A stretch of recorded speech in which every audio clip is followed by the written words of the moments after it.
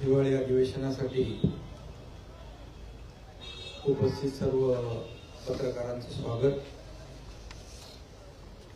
आज मंत्रिमंडळ विस्तार झाला, सर्व मंत्र्यांचेही स्वागत, त्यांनाही शुभेच्छा।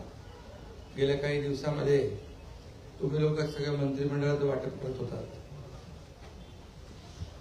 पण आज आम्ही पाहत होतो कुणाला किती मंत्री, कुणाचे किती खाते कुणाचे, कुणाला खाते वाटपही होईल मुख्यमंत्री महोदयांच्या नेतृत्वाखाली। आणि खरं म्हणजे अतिशय मोठं मॅन्डेट आणि हे अधिवेशन आपल्या नागपूरमध्ये होतंय। नागपूर उपकर मुख्यमंत्री देवेंद्रजींचं मी अभिनंदन करतो, त्यांनाही शुभेच्छा देतो। खरं म्हणजे सगळ्यात कमी वयाचे असताना तुम्ही महापौर झाले, 27व्या वर्षी 27 वर्षी महापौर झाले आणि 44व्या वर्षी मुख्यमंत्री झाले आणि ते आता तिसऱ्यांदा मुख्यमंत्री झाले, त्यांचं मी अभिनंदन करतो। पुन्हा येईन म्हणाले, काही लोकांनी त्यांची टिंगल केली, पण ते पुन्हा आले आणि म्हणून मी त्यांचं मनापासून अभिनंदन नागपूरमध्ये करतो, यापूर्वी केलेलं आहे, पुन्हा अभिनंदन। खरं म्हणजे आमच्या महायुतीची एक नवीन इनिंग सुरू झालेली आहे। प्लेयर तेच आहेत, विरोधी पक्ष तोच आहे, मॅच नवीन आहे आणि म्हणून खऱ्या अर्थाने आम्ही गेले 2.5 वर्ष टीम म्हणून काम केलं। मी मुख्यमंत्री म्हणून काम केलं, माझ्यासोबत देवेंद्रजी, अजितदादा। देवेंद्रजींना 5 वर्षाचा मुख्यमंत्री पदाचा असलेला अनुभव गेल्या 2.5 वर्षामध्ये कामी आला आणि आम्ही सुरुवातीला दोघांनी कारभार सुरू केला। अजितदादा नंतर आले आणि आम्ही टीम म्हणून काम केलं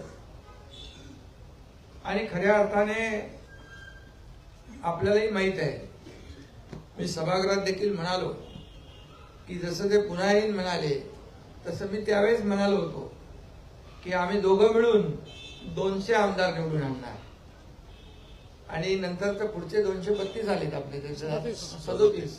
मग ते अजितदादा आल्यामुळे आपलं बोनस।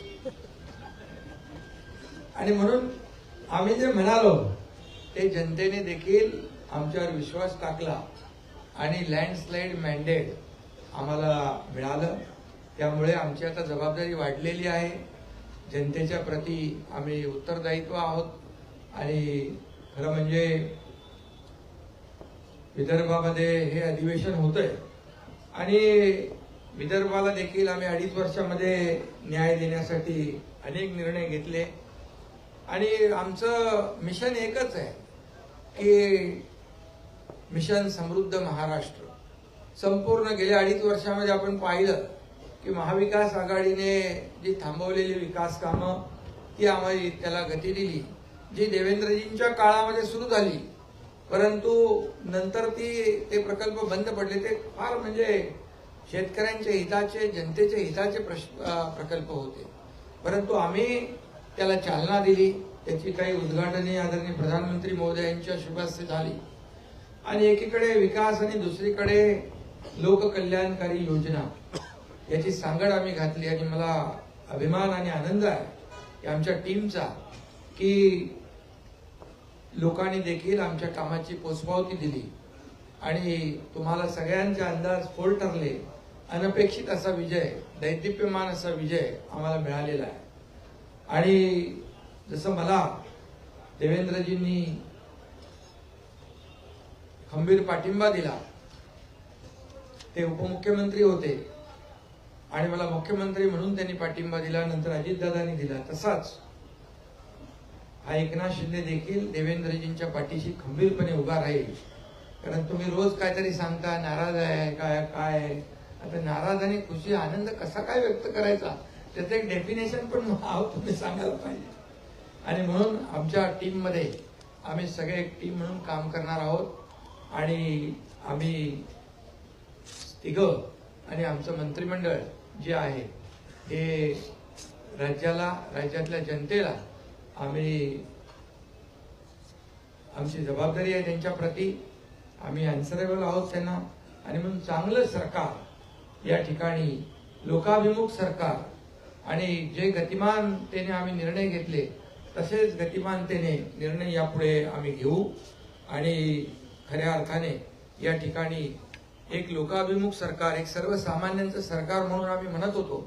सर्वसामान्यांचं सरकार कसं असतं हेही आम्ही दाखवून दिलं आणि लोकांसाठी आम्ही अनेक निर्णय घेतले. 2.5 वर्षामध्ये आमच्या कामांचा स्ट्राईक रेट महायुतीचा देशात नंबर 1 होता आणि म्हणून आमच्या 2.5 वर्षातल्या ऐतिहासिक कामाला जनतेने स्वीकारलं आणि विरोधकांना जनतेने नाकारलं. ही देखील वस्तुस्थिती आहे आणि म्हणून निवडणुकीमध्ये देखील जनतेने विरोधकांना त्यांची जागा दाखवली. अगदी विरोधी, मला काही टीका करायची नाहीये, परंतु विरोधकांना देखील विरोधी पक्ष नेत्या एवढं संख्याबळ देखील मिळवता आलं नाही. ही देखील वस्तुस्थिती आहे. कारण आपल्याला माहित आहे की लोकसभेच्या निकालानंतर त्यांनी मंत्रिमंडळ तयार करून टाकलं होतं. मंत्री कुणाला, मुख्यमंत्री कोण, काय सगळं. परंतु जनतेने दाखवून दिलं की खऱ्या अर्थाने जे काम करणारे लोक आहेत त्यांच्या मागे जनता उभी राहिली आणि आज